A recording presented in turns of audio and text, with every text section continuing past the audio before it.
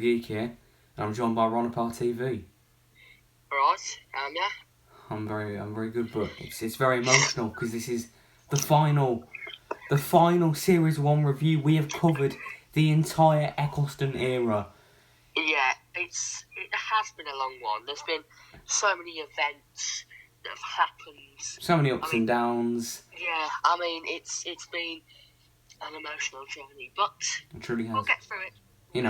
As Capaldi once said in Return of Doctor Mysterio, things end, and that's always sad, but everything begins again too, and that's always happy. Which is a good quote to apply to this episode. Eccleston's final outing as the Ninth Doctor on TV. The finale to Series 1. Yeah. So let's review it. So let's talk about Eccleston, the Ninth Doctor himself, and this is the last chance we ever get to say this.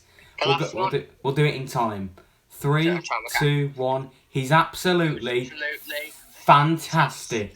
Oh, yes. We got it right. We got it right. But yeah, I think Eccleston, he hits absolutely every single note in this episode. Well, these 2 episodes. 100%. He's definitely, it's sort of like his final, push as a performance, and, his final, sort of, all his emotions come out in this one. Yeah. His jokey side, his very angry side, obviously, he's meeting the Daleks, we'll talk about that later on. Oh, yeah. But it is genuinely, it's sort of, to cap it all off, this is the last, you sort of know it's the last episode, almost. Yeah. And there's some really powerful moments with Eccleston in this story, and, whether it's the dialogue, and even down to, facial expressions, the moment that sticks out with me is when Rose gets disintegrated in part 1, and he's just looking down at the dust. At the dust. And, you hear all the noise, all the security guards, and it just sort of slowly goes silent. Yeah. It's so powerful, and Eccleston's look, it's an unbroken look, and it is just incredible. And the look that he gives when Linda gets killed off, and he hears it, and he's he perks up, and he's his face is just, oh man. But yeah, it's unbelievable performance, 10 out of 10 all round. Absolutely. So now let's talk about Rose. I think that she's brilliant in this episode. I'm probably going to be saying this about everything in the episode, to be honest. Obviously this episode is great. We'll say that from the start. But I think this is probably Rose's best performance. Probably, yeah. And she has a lot to do.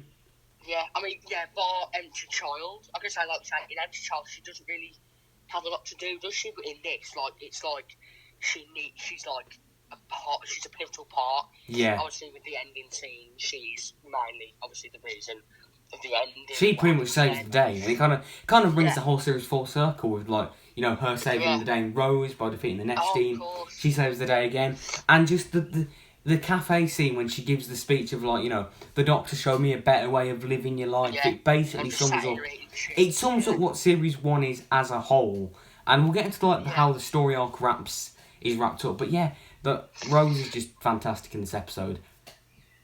Oh, of course, bringing it back. I snuck it in. I didn't realise that. Oh man. Wow. So now let's talk about Captain Jack in this episode. Now, he has obviously a bit of a cheeky side in this one. There's a fair few innuendos. The one that always sticks out is, ladies, your viewing figures just went up, and it's it's the smirk. Obviously, we're not going to talk about the elephant in the room. No, but it's kind of funny, and I do like the running gag of he's saying, Kevin Jack Harkness, can you stop flirting? I was just saying hello. You really start. It's like the joke is born from this sort of situation. Yeah, it's a really funny recurring gag that often you see, but also he's really selfless in this episode, and his character arc from Empty Child to now. It's fantastic, I keep saying this. Why do I keep saying fantastic? Anyway, but he's rallying everyone to fight the Daleks. He's the last man standing. He's there fighting them with a pistol. He knows it's not going to work, but he's fighting till the end, like a champ. He gets killed, and this is where obviously his more immortality comes in. Obviously, you really get to see in this episode a lot of plot points that reoccur. I think, to be honest, for like, obviously, definitely from series. I mean, obviously, we can include obviously New Jack, obviously in the new series. Oh yeah, in the gym era. Yeah, but obviously you really see from series 1 to 4, like some of the plot points are repeated. So obviously, like Rose absorbing the time vortex. We'll get into that in a bit. Like say Jack's immortality, the recurring gag of the innuendos, and stop flirting, stuff like that. And you really get to see a lot of the, sort of jokes coming from this. And that's why it's such a fantastic episode. Ah, you cheeky sod. So now let's talk about the side cast, and my god, the side cast in this episode are brilliant. I mean, the main one that sticks out is Linda with a Y. Of course. She's just a lovely character. She's very endearing, very likeable. She is sort of one of those, like, a companion that could have been. Could have been. And if Linda was a companion, I would have. You know what? Oh yeah. I would have liked to see her as a companion. I think she would have been really good. I mean, I do like, obviously, there is obviously the whole fact of, like, all the Doctor has his romances and his thing, and you do sort of see it with these two, but you don't see more of a, it's not really, I don't know how to put it, so, like, not like a, so say, for example, what's she called? Like, the tree woman in End of the World. Oh, Jade. What's she called? Jade, that was it. Like I say, it's been racking my head. Obviously, you see that, but it's more on the flirty, cheeky side there, sort of like. But this one, it's more of like a sort of, I don't want to say love. He does care quite a bit for her. Yeah, and that's why she's such a great character. Obviously, Jo Joyner is a brilliant actress, obviously, in EastEnders. Is she in EastEnders? Yeah, she's... Oh, I didn't know that, but she is, Jo Joyner is really good. And she's just really likeable. And yeah, you just really endear her, and that makes her death scene heartbreaking. It's just... Yeah, it hurts, doesn't it? Yeah, and I mean, I want to talk about that death scene quickly. The way that the Daleks slowly rise up, you just see through the window the 4 lights, exterminate, but you don't hear it, you just see the lights flashing. The window smashes, and you don't need to see her get killed. You know what's happened, and it's... I think it's more powerful that way. It's a horrific death. So now let's talk about the other side characters. So you've got, like, Davish Propellant, like the security people. There's the woman that, there's like a sort of tension between them. A romance there, yeah. And I think it's just the little moments. Like, there's literally, it's like a head turn and a wink, and it's like the little moments. It makes them feel like real people and genuine. And when they get killed off by the Daleks, you really do care about it, and you do feel for them. And that's the brilliance of this episode, and Russell's writing. He was able to craft really good characters. Yeah, and still does with other shows. I mean, I haven't seen them, but Years and Years and It's a Sin recently, that's got a lot of praise. And obviously, now that you say that, and obviously 2 characters, is that the scene when they die, obviously, the female, I mean, I'm not sure of her name, I'll have to look into it. I don't think she got a credited name. She not? I don't think she did, no. But obviously, was it Davish? Davish Propellant, yeah. That's it. The fact that we can remember his name. Yeah, it's obviously. I always remember. I can picture him in my head now. But like, when she dies, he like rises above the guard. Like, that is really strong, and I love, like, obviously, it's sort of like the world they tension the romance, but in that last second, it's like, forget this and just goes for it, and I love that. And there's some other really fun characters, like Roderick, who's playing the weakest link, and he's a bit of like, the greedy character. Really cool. There's the controller, who looks really creepy. Yeah, very creepy, very. I mean, that hair. You do feel really sorry. It's like and then obviously you have the Daleks themselves, with the Dalek Emperor making a reappearance. Yeah, I mean, obviously, it's a very... I don't know how to put it. Obviously, the Daleks are a very intimidating creature, even though they're just this shape of metal. They're brilliant. But this is one of their best. 100%. And definitely the new series, it's their best. Yeah. Easy. Yeah. They're just gunning through...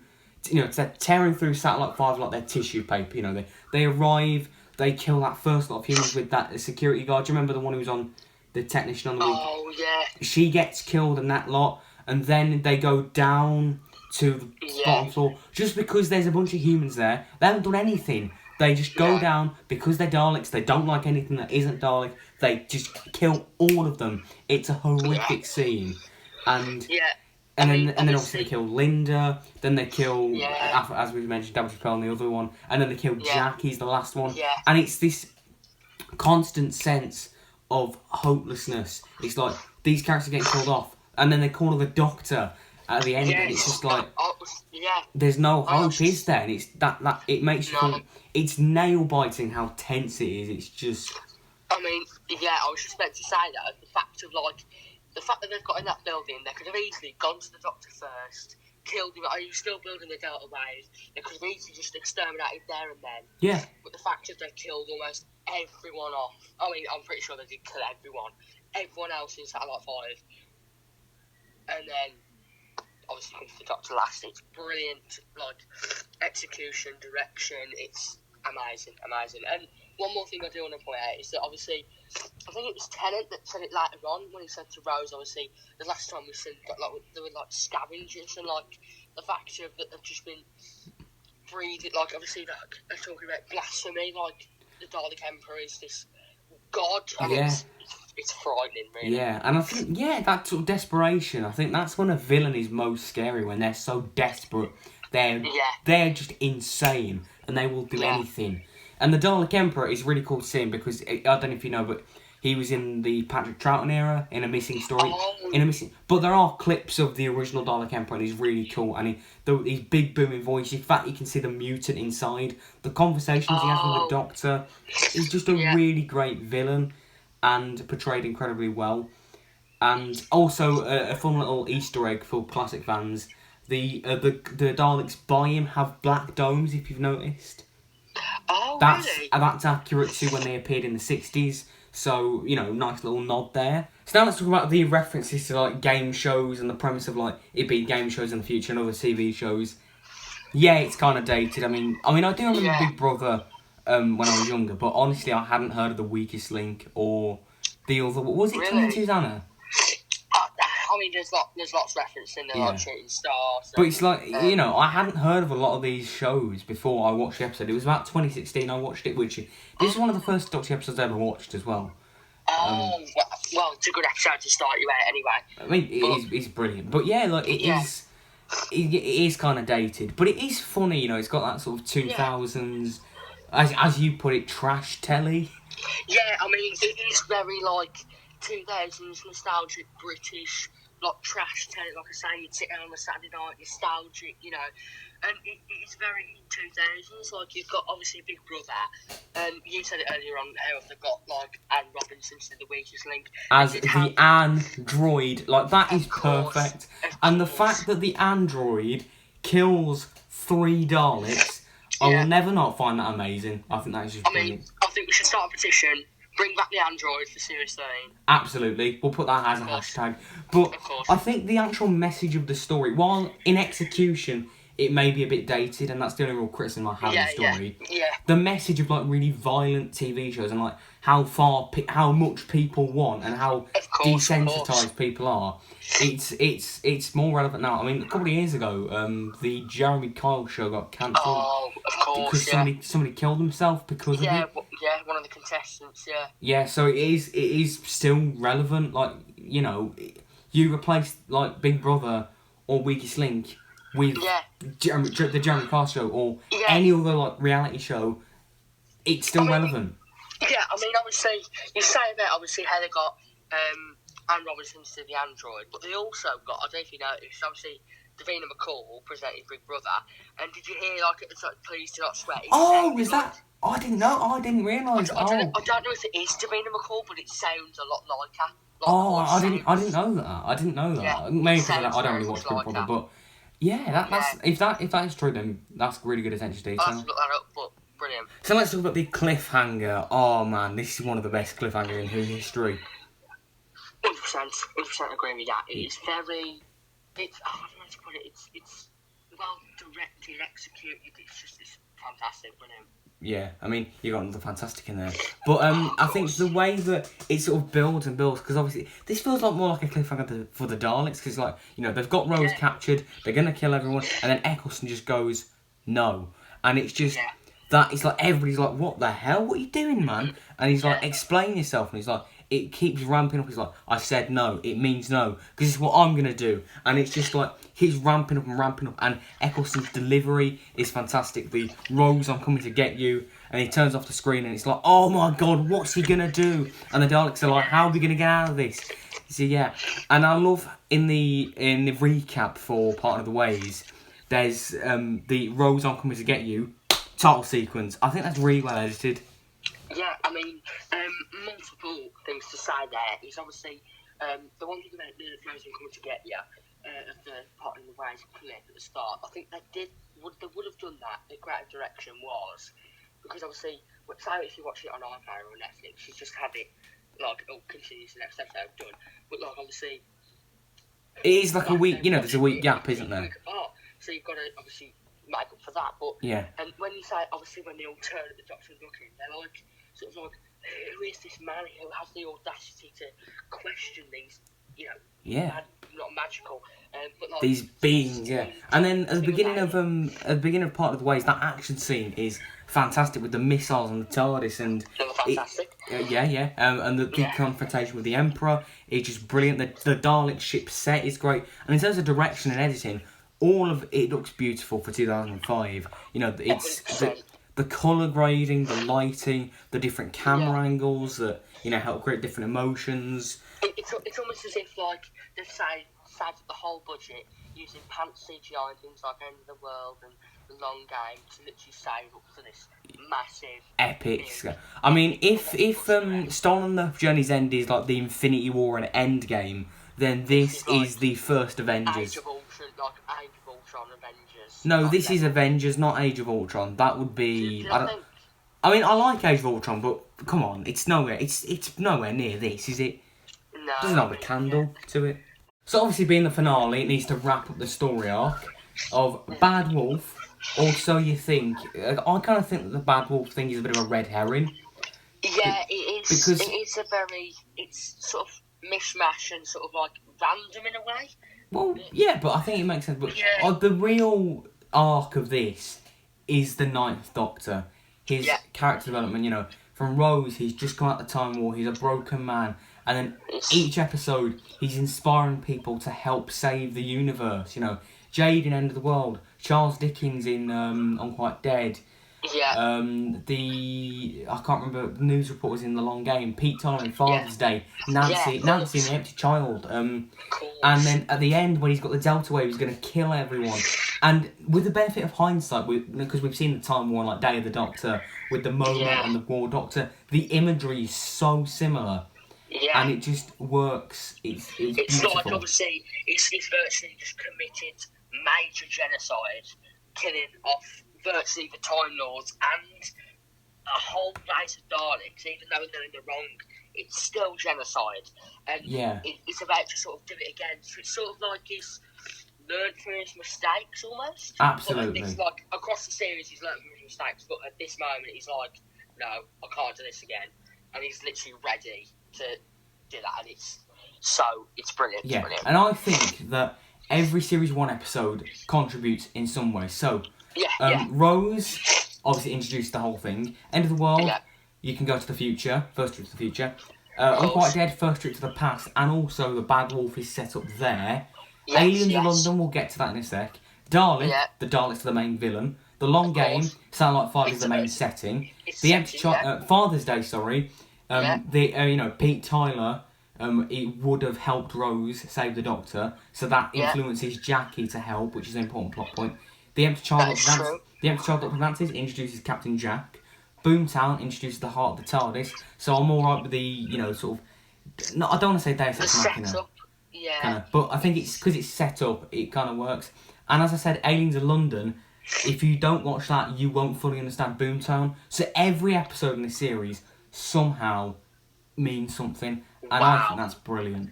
I mean, I was just listening to every word you said there, and that was so well put. and well said. Mm-hmm. I can say congratulations on that. Thank you very much. Do I get an award? Yeah. Do I get an award? Yes, you do. Soppy Sod Award. Soppy sod. But yeah, it's genuinely, now that you put it like that, it's sort of like, as I was thinking about it, I was like, Jesus Christ, yeah, that is how it works. So now let's talk about the regeneration. Obviously, this is the first generation of New Who. And I think I did a regeneration ranking a while ago. And this came about 6th or 7th, only because I love it. And when you watch it, it's just brilliant. Yeah. But the only thing is that it's a bit derivative of previous regenerations from Classic Who. Oh, yeah, okay. Yeah, specifically the 3rd and 5th Doctor regenerations. But other than that, I love it to bits. And it's just a beautiful scene. Eccleston's performance, his final line, "You were fantastic, and you know what, so was I." It's just brilliant, in it. Yeah, I mean, when you say that, it's like a mic drop moment, like, I've been a night doctor, thank you very much, good night. Yeah, and it's just like, the music is so triumphant, and the way that he does it, obviously it's the first generation of New Who. So new viewers are going to be like, what the hell? No, you can't get rid of Eccleston. What are you doing? What are you doing? Who's this plonker coming in? But they do it in a way where it's like, yes, it's going to be weird, but it's okay that the Doctor can change. And it explains it in a way that, people can understand, and it's just really well done. Yeah, I mean, obviously, this is, as a personal side, like, obviously, reviewing it as a Doctor Who fan entirely, it's brilliant, it's amazing. But, personally, for me, growing up watching, obviously, I used to grow up, I was always watching, like, DVDs, just random things, and Doctor Who I'd always watch. I'd always have a Doctor Who DVDs with me, and this was one of, obviously, the two-parter. This is one of my, I have about 3 DVDs, the same one of this episode. Yeah. And I mean, used to love watching the regeneration. I mean, I've watched this episode about 5 or 6 times, Part of the Ways. I've watched it about 5 or 6 times. Yeah, personally, I think I've watched it around 30 times. Not even joking. Like, and that's counting, like, me, like, just, I think, thinking about it now, I've probably watched it even more than that. But it's genuinely one of the best episodes I've ever watched, and Eccleston's regeneration in it is fantastic. The fact it's slipping in there. Yeah, but yeah, like, so we did like the conclusion now, like, cause, yeah. So yeah, overall, 10 out of 10, top 5 of all of Doctor Who for me. Perfect characters, the Doctor, the regeneration, the Daleks. It's all just perfect, really. Like, yeah, I mean, 10 out of 10. If I could give it 11, I would. I genuinely can't think of anything wrong with it. It's just I can't. It's a phenomenal episode. It's absolutely fantastic. And one thing quickly as well is Bad Wolf. It's sort of like capped off at this bit, but I don't. See, this is the thing with Bad Wolf. It's a bit like, obviously, it's kind of explained in the 50th anniversary, but it also wasn't. Really. It's an oddity in Doctor Who, but yeah. It's like, it's a mystery, isn't it? It's just capped off. The final, I'm speechless, no words. So that's the end of the podcast and the end of this long, incredible series. Just wow. Wow. Speechless. Absolutely. I mean, when we pitched the idea, we hadn't spoken for a bit, and catching up every Friday, it's been an absolute pleasure to do this podcast. It's just been brilliant. It's been half and half, isn't it? I mean, it's obviously for the whole idea of obviously reviewing the show and stuff like that, but it's also the catch-up, the waffle, the banter. Yeah. All of it added, and it's worked out. Yeah, and I hope you lot have enjoyed it, as much as we've had fun wittering on about stuff. So that's the end. I hope you like, subscribe, comment, click the notification bell. Also go sub to Ronnie's channel and also the SC podcast that he does. And this has been Clack the Geek and RonaparTV signing out. One more time? Yeah. Subscribe to RonaparTV. And cut.